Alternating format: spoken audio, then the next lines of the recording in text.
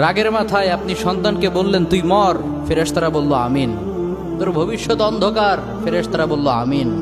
রেগে মেগে আপনি আপনার মেয়েকে বললেন জীবনেও তোর কপালে স্বামীর ভাত জুটবে না, ফেরেশতারা আবারও বলল আমিন।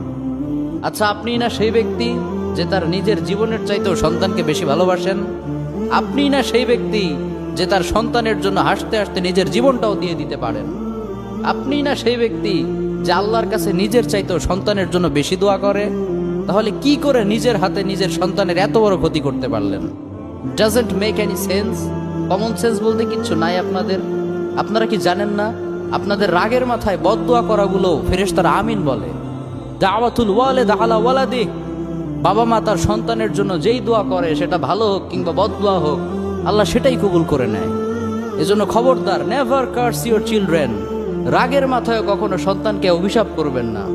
খুব বেশি রাগ উঠে গেলে তার জন্য উল্টা